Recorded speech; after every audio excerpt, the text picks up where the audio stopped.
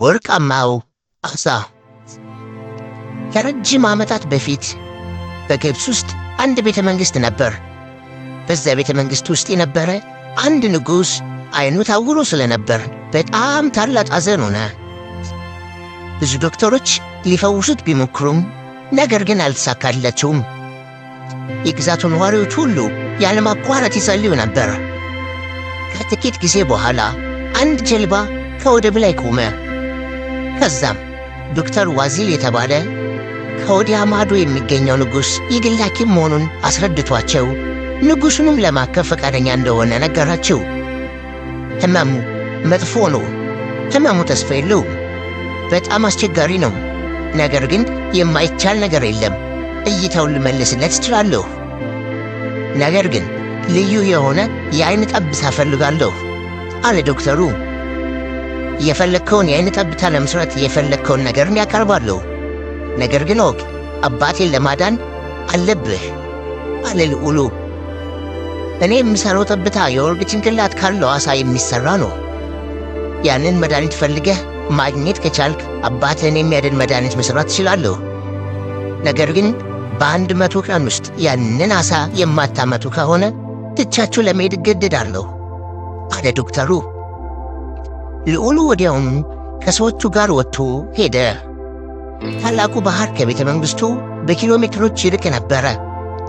ልዑሉ እና አጃቢዎቹ ያንን የወርቅ ራስ ዓሣ ለማግኘት ያልፈነቀሉት ድንጋይ አልነበረም። ወራት አለፉ፣ ነገር ግን ዓሣውን በፍጹም ማግኘት አልተቻለም። ከዚያም በኋላ በ100ኛው ቀን ከእንግዲህ የመጨረሻው ቀን ሊያልቅ የቀረን 1 ሰዓት ብቻ ነው። ከዚህ በኋላ ዓሣውን እንኳን ብናገኘው ወደ ቤተ መንግሥት እስክንደርስ ድረስ ዶክተሩ ጥሎን ይሄዳል። ይሁን እንጂ ተስፋ አልቆርጥም። ለመጨረሻ ጊዜ ባሕር ውስጥ ገብቼ ልፈልግ አለ። እንዳለውም አደረገው። በዚህ ጊዜ ዕድል ብሎለት የወርቅ ራሱን ዓሣ አገኘው። ከዛም ያዘው። ነገር ግን ሰዎቹን ሊጣራ ሲዘጋጅ ዓሣውን ተመለከተው። እሱም እዛው ቆሙ ቀረ። ዓሣው ልዑሉን በጣም በሚያሳዝን ዓይን ይመለከተው ነበር። ዶክተሩ ትቶን ቢሄድም እንኳን ይህንን ዓሣ ይገድላሉ፣ ምርምርም ያደርጋሉ። ኦ ይህንን ማድረግ አልችልም። ማንኛውም ቅጣት ለመቀበል ዝግጁ ነኝ። ግን ከወላጆች የተማርኩት አንድ ነገር ቢኖር ንጹሕ የሆኑትን አለመጉዳት ነው ብሎ ዓሣውን ከለቀቀው በኋላ ወደ ቤተ መንግሥት ሄደ። አንድ ነገር ያውቃል። ይሄ ደግነቱ ተቀባይነት እንደማያገኝ። ንጉሡ ሲሰማም ዓሣውን የዘለቀቀው ውሰዱና ወደ እስር ቤት ጉድጓድ ወርውሩት አላቸው። ሁሉም ሰው የሚያውቀው ነገር በዚህ ቤተ መንግሥት ውስጥ አንድ ሰው ወደ እስር ቤት ጉድጓድ ከተወረወረ ያለው በፍጹም አይፈታም ወይም ደግሞ እንደገናም አይጠራም። ይሁን እንጂ ልዑሉ ቅጣቱን ተቀብሎ በጸጥታ ሄደ። በዚያ ምሽት ንግሥቲቱ ልዑሉ በታሰረበት ቦታ ተደብቃ ገባች። ኦ ልጄ ሆይ አባትህ በጊዜው ተቆጥቶ ነበር። አውቃለሁ አንድ ጊዜ ሲበርድለት ባደረገው ነገር ይጸጸታል። አሁን ይህንን መንግሥት ለቀህ መሄድ ትችላለህ። የሚያስፈልገውን ነገር ሁሉ እኔ አዘጋጅቻለሁ። ግን እኮ እናቴ ሲላት የንጉሡን ትእዛዝ አለማክበሬን አውቃለሁ። ነገር ግን ለዚህ መንግሥት ያለህ አንተ ብቻ ነህ እንጂ ልታነከክልህ እኮ ይገባል አለችው። ልዑሉ በአንድ ምስጢረኛ በር እየተመራ ሄደ። ከዛም ሲወጣ ጀልባ ይጠብቀዋል። ልቡ በጣም ያዘነ እናቱን ከተሰናበተ በኋላ ጉዞውን ቀጠለ። ሌሊቱን ሙሉ ሲቀዝፍ አድሮ ሊያርፍ ከአንድ ወደብ ላይ ቆመ። ፍራፍሬም ሊገዛ ወደ ገበያው ሲሄድ አንድ አረብ ተጠግቶ አነጋገረው። ጌታዬ ለሰፈሩ አዲስ ነህ አለው። አዎ ማን ነህ ብሎ ጠይቀው። እኔ ሥራ ፈላጊ ድሃ ሰው ነኝ። ሠራተኛ ትፈልጋለህ ሲል ጠይቀው። አዎ አንድ ሰው ከኔ ጋር እንዲቀዝፍ እፈልጋለሁ። ግን እንዴት ነው የምከፍልህ ሲለው በዓመቱ መጨረሻ ደስ ያለን ትከፍለኛለህ ብሎ መለሰለት። ልዑሉ የማያልቀውን ታሪኩን የሚካፈለው ሰው በማግኘቱ ደስ አለው። የሚያስፈልገውንም ከገዛ በኋላ ከአረቡ የጉዞ ጓደኛው ጋር ጉዞን ጀመረ።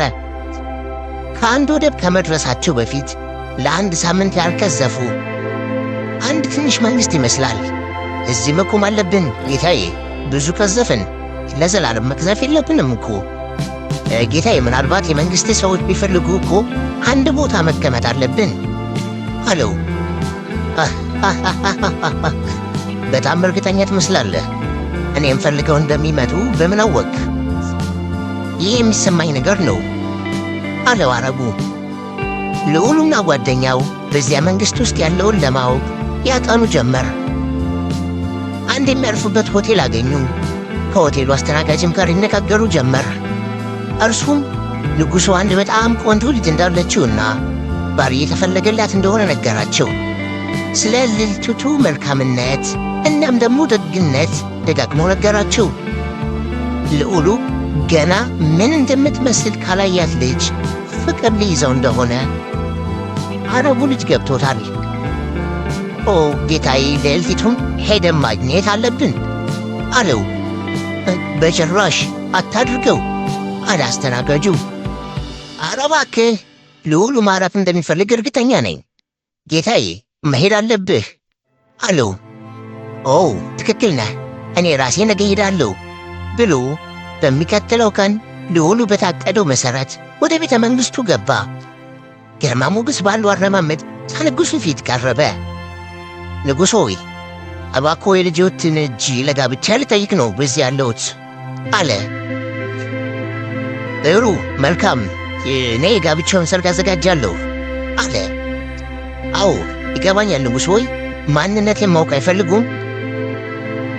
እሱ አያስፈልግም። ሰርጉ ከተደረገ ከ12 ሰዓት በላይ ኮትኮይም። አንተ ይህንን ታውቃለህ አይደል አለው። አይ ንጉሥ ሆይ፣ አሁን የሰጡኝ መረጃ ምን ይሆን? እንዴት ይሆን አልገባኝም። ያብራሩልኝ ይችላሉ ሲል መለሰለት። መልካም ይገባል ልጄ፣ እስካሁን 192 ወንዶች በሰርግ አግብታለች። አንዳቸውም ታዲያ ጋብቻው ከተፈጸመ ከ12 ሰዓት በኋላ በሕይወት የሉም። በጋብቻ ጥያቄ ላይ እንደገና ልታስብበት ትችላለህ ከፈለክ ማለቴ ነው ሲል ጠየቀው። ልዑሉ ትንሽ ካሰላሰለ በኋላ በሚቀጥለው ቀን ለሰርጉ ተመልሶ እንደሚመጣ ነገረው። ወደ ሆቴሉም ተመለሰ። አንተ እብድ መሆን አለብህ ሲል አስተናጋጁ ጠየቀው። የእኔ ወዳጅ ልዕልቲቱ ችግር ላይ ነች። ምናልባት በእስር ላይ ልትሆን ትችላለች። ልንረዳት እኮ ይገባል አለው ልዑሉ። ብቻህን ግን አትሄድም ጌታዬ፣ ያሰራትን አብረን ነው የምንጋፈጠው አለው ጓደኛው። የሰርጉ ዝግጅትና ክንዋኔ ልዩ ነበር። በአንድ በኩል የሰርጉ ስፍራ በጣም በሚያምር መንገድ ነው የተዘጋጀው። በሌላ በኩል በጓሮ ደግሞ የልዑሉ መቃብር የተቆፈረ ነበር። መቃብር ለልዑሉ ማንም ሰው ቢሆን በሐዘንም ሆነ በደስታ የሚያስበው የሰው አገር ሰው 193ኛ ሟች ይሆናል ብሎ ነበር። ከሰርጉ ሰዓት በኋላ 12 ሰዓት ደረሰ። ልዑሉ ከአንድ ዙፋን ላይ ከሚስቱ ፊት ለፊት ተቀመጠ። የንጉሥ ጓደኛ ደግሞ በዛው ክፍል ውስጥ ተደብቆ ተቀምጧል። ይህንን ልዕልቲቱ አታውቅም። ከተደበቀበት ወጥቶ ጌታውን ከአደጋ ለመከላከል ተዘጋጅቶ ነበር። ሰዓቱ በኃይለኛ ድምፅ ጮኸ። ሰዓቱ ደረሰ። ከዛም አንድ ረጅም የሚያብረቀረቅ እባብ ወጣ። ልዑሉን ሊያጠቃና ሊከላከል በተዘጋጀበት ጊዜ አንድ ያልተጠበቀ ክስተት ተከሰተ። በአየር ላይ ሙዚቃ ተሰማ። እባቡ እየቀረበ ሲሄድ ልዑሉ እየተመለከተ ነበር። ይሁን እንጂ እሱም ሆነ ልዕልቲቱ ምንም እንዳያደርጉ ሽባ ሆነዋል። ይህንን ያደረገው ሙዚቃው ነበር። የሰማውን ሰው ሁሉ ያፈዝ ያደነግዝ ነበር። የአረብ ወጣት ግን ግልጽ ባልሆነ ሁኔታ ስሜቱ አልፈዘዘም ነበር። አረቡ ከተደበቀበት በመውጣት የእባቡን ጉሮሮ አንቆ ያዘ። ከሙዚቃው ወዲያው ቆመ። ልዑሉና ልዕልቲቱ ከዛ ከገቡበት አፍዝዛ ደንግዝ ድንገት ነኩ። አረቡ እባቡን እንኮ ከጨመቀው በኋላ ሳጥን ውስጥ አስገብቶ ዘጋበት። ቆይ ሙዚቃው እንዴት አንተን አላፈዘዘህም አለው። እሱ ምንም አይደለም ልዑል ሆይ፣ ዋናው አንተ ደህና መሆን ነው አለው አረቡ።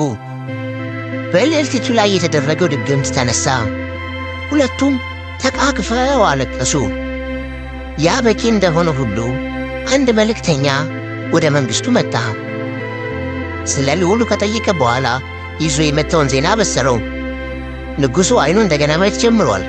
ንግሥቲቱ ስለ አንተ መጥፋት ስለነገረችውና እሱም ስለ አንተና ስለ እልቲቱ መመለስ እየተመኘ ነው አለው። ልዑሉ ልዕልቲቱና አረቡ ተሰናብተው ወደ እነሱ ስፍራ ተመለሱ። በዛም ሲደርሱ ግብፅ በደስታ ተሞልታለች። ፌሽታና ጭፈራው ለጥቂት ጊዜ ቀጠለ። ነገር ግን አረቡ ወደ ቤቱ ሊመለስ ጊዜው ነበር። ግን ለምን እዚህ እኮ መኖር ትችላለህ? እኔ እንዳገልጋይ አይቼ እኮ አላውቅም። አንተ እውነተኛ ጓደኛ ነህ አለው።